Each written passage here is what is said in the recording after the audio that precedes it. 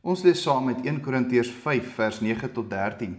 Die kerk moet 'n hoë standaard vir heiligheid hê. Ek het in my brief aan julle geskryf om nie met hoereerders te meng nie. Daarmee het ek beslis nie die hoereerders van hierdie wêreld bedoel nie, of die gierigaards en rowers of afgodedienaars nie, want dan sou julle uit die wêreld moes weggaan.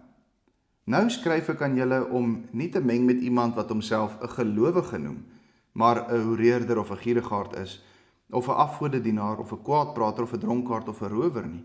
Met so iemand moet julle nie eers saam eet nie. Waarom sou ek die buitestanders oordeel? Moet julle nie eerder diegene in julle eie geleedere oordeel nie? God sal die buitestanders oordeel. Verwyder die slegte mens uit julle midde. Ons kan duidelik sien in vers 9 dat daar 'n verlore brief aan die Korintiërs geskryf was. 'n Brief waarin die apostel Paulus verskeie sake en onderwerpe bespreek het en aangeraak het. Maar ons kan aflei dat hierdie onderwerpe wat hy in die verlore brief aangespreek het, nie altyd by die gemeente oorgekom het soos wat hy bedoel het nie. Die bedoeling het nie altyd by hulle mooi grond gevat nie. En daarom moes die apostel Paulus nou weer aan hulle skryf. Nou skryf ek aan julle. Hy skryf nou in die eerste en dan ook in die tweede Korinteërbrief, wat ons vandag 1 en 2 Korintiërs noem. En hy skryf onder andere om hierdie sake wat hulle verkeerd verstaan het, ook weer op te bring en seker te maak dat die bedoeling nou hierdie keer mooi by hulle grondvat, mooi by hulle deurdring. Een van die onderwerpe waaroor hy 'n vorige keer met hulle gepraat het en geskryf het, is dat hulle nie met hoereerders moet meng nie. Die woord meng, soos ons maar kan aflei, hier is redelik vanselfsprekend, is hulle moenie betrokke raak in hierdie mense se lewens nie. Hulle moenie met hulle enige vorm van verhouding bou nie. Dis wat hy vir hulle geskryf het in die verlore brief. Maar nou kom ons agter in hierdie 1 Korinteërbrief, in die vers wat ons vandag lees, dat die gemeente daarmee, met hierdie opdrag van die apostel Paulus, iets verkeerd verstaan het. Hulle het nie verstaan wat hy bedoel nie. Hulle het verstaan, Paulus bedoel, hulle mag nie met die sondaars, soos die hoereerders, gierigaards, rowers, afgodedienaars, so terloops gierigaards is gulsiges, mense wat begeer. Hulle het verstaan, Paulus sê, hulle mag nie met die sondaars van hierdie wêreld meng nie. Moenie betrokke raak met die sondaars van hierdie wêreld nie. Of 'n ander woord wat Paulus ook hier gebruik is, buitestanders. Moenie in die lewens van die buitestanders betrokke raak nie. Moenie kontak hê met die mense wat in hierdie wêreld is nie, die mense wat afgode dien en steel en bedrog pleeg en hoereer ensovoorts. Bly weg van hulle af. So het die gemeente dit verstaan vanuit die verlore brief wat die apostel Paulus geskryf het. Maar hy sê, julle het my verkeerd verstaan. Want as ons nie mag kontak hê, verhoudings hê, betrokke raak met die mense van hierdie wêreld nie, dan sou ons van hierdie planeet af moes verdwyn. Julle sou uit die wêreld moes weggaan. In ander woorde, Paulus sê, dis mos nie moontlik vir Christene om nie kontak te hê met sondaars nie. Buiten die feit dat ons self sondaars is hierdie wêreld 'n wêreld vol sondaars. So, die apostel Paulus sê vir die gemeente, julle moet as Christene in hierdie wêreld wees. Ek sê nie julle moet julle self afsonder van die gierigaards en die rowers en die afgodedienaars en die hoereerders nie. Ons kan hier ook dink aan die Here Jesus Christus se woorde in die bergrede, waar hy ook vir ons sê dat ons as disippels, as Christene, sout moet wees vir die aarde. Nou, miskien het jy dit al voorheen gehoor, miskien verstaan jy dit ook so, maar sout is nie net bedoel om iets beter te laat smaak nie. Sout is ook veronderstel om te preserveer, dis waarvoor die ou mense ook sout gebruik het. En dit is wat Jesus bedoel as hy sê, ons is sout. Ons is nie daar sodat die wêreld 'n beter smaakie kan kry nie. Ons is die preserveermiddel vir die kultuur en die samelewing. Maar daar's 'n baie noodsaaklike ding wat moet gebeur, en dit is dat die spreekwoordelike sout moet in die wêreld tussen die mense gestrooi word. As die sout nie oor die aarde gestrooi word nie, kan dit nie sy preserveerwerk doen nie. As die sout die hele dag in die houertjie bly en afgesonder is van die wêreld, van dit wat gepreserveer moet word, dan het daai sout geen funksie nie. Jy sien, hier kom dieselfde gedagte nou uit in Korinteërs, 1 Korinteërs, die vers wat ons vandag lees. Paulus sê nie hulle moet uit die wêreld weggaan nie, want dan verloor hulle as sout hulle funksie, dan kan hulle nie preserveer nie. So hulle moet in die wêreld tussen die oreerders en die gulsiges en die rowers en die afgodedienaars wees. Hulle leef daar. Hulle moenie in kloosters gaan bly nie. Hulle moet sout en lig wees. Nou in vers 11 en verder gaan die apostel Paulus nou baie mooi verduidelik wat hy gesê het in daai eerste verlore brief, wat sy bedoeling was. Nou skryf ek aan julle om nie te meng met iemand wat homself 'n gelowige noem, maar tog 'n hoereerder of 'n gierigaard of 'n afgodedienaar of 'n kwaadprater of 'n dronkaard of 'n rower is nie. Nou hierdie lys is nie volledig nie. Paulus se punt is die kwalifiserende kenmerk van iemand met wie hulle nie moet meng nie, is die feit dat hy homself 'n gelowige noem en nie bekeer nie.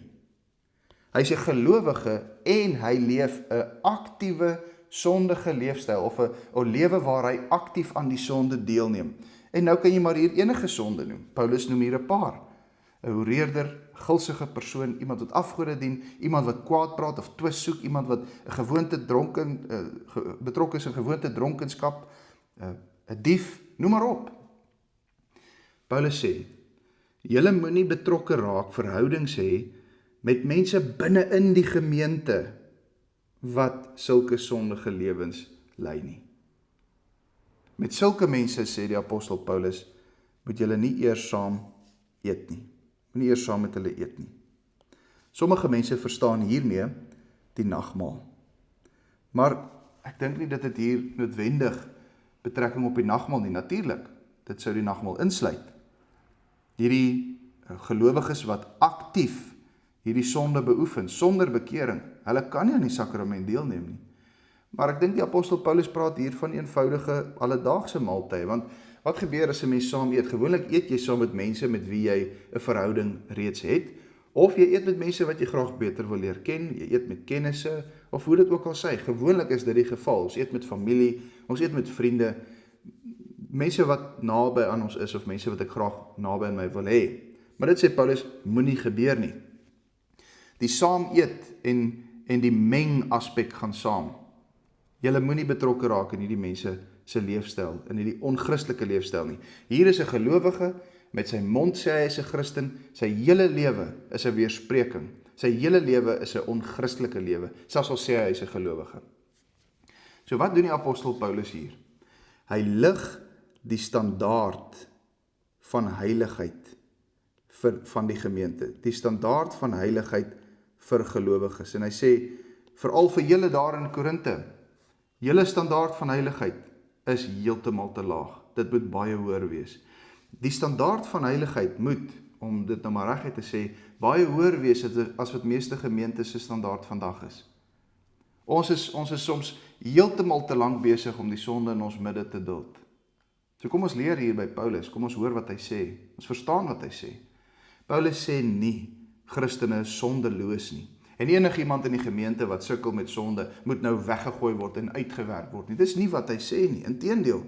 Dis baie duidelik vanuit hierdie hele brief, dat Christene en lidmate van die gemeente wel sondig. Ek meen, kyk na die gemeente in Korinte. Hulle is deurtrek van die sonde. Christene sondig, dis 'n feit. Maar die kenmerk van 'n ware Christen en die ware kerk, is dat daar bekering van die sonde is. Dat daar 'n stryd teen die sonde is. Dat daar 'n poging is om te probeer wegvlug van die sonde, dat daar 'n behoefte is om nader aan die Here te kom, om die sonde te haat. Maar iemand wat homself 'n Christen noem, maar nie hierdie stryd in hom het teen sy sonde nie, wat nie stry om te bekeer nie, wat nie stry om weg te vlug nie, wat sommer so voortgaan met 'n lewe van hoerery en gierigheid en bedrog, is nie iemand met wie jy bevriend kan raak nie. Dit is nie iemand wat in die gemeente moet wees nie. Daardie persoon moet onder tug kom. Daardie persoon moet sterk aangespreek word, daardie persoon moet vanuit die skrif reg gehelp word, en waar daar dan steeds nie bekering is nie, wat dan? Dan sê die apostel baie duidelik, verwyder. verwyder die slegte mens uit julle midde.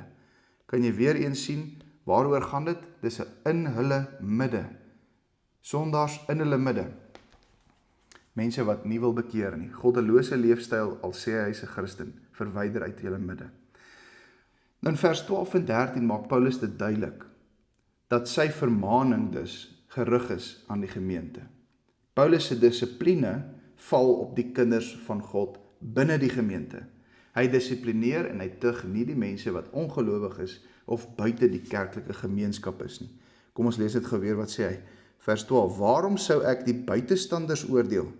Ek het niks met hulle te maak nie, op hierdie stadium nie, want God sal hulle oordeel. Die dissipline val op die mense wat in ons eie geleedere is. By die huis van God, daar begin die oordeel van God. Ons moet as gemeente binne in ons eie gemeente sorg dat die standaard van heiligheid hoog gehou word, so hoog soos wat die skrif dit voorskryf. Dis nie vir my en jou, dis nie vir ons, die plaaslike kerk, om die mense buite die kerk te gaan probeer tug nie. Dit kan ons nie doen nie. Ja, ons moet getuig teenoor hulle, ons moet hulle oproep tot bekering, ons moet hulle oproep tot geloof, ons moet die evangelie verkondig aan die buitestanders, aan die mense van hierdie wêreld, verseker.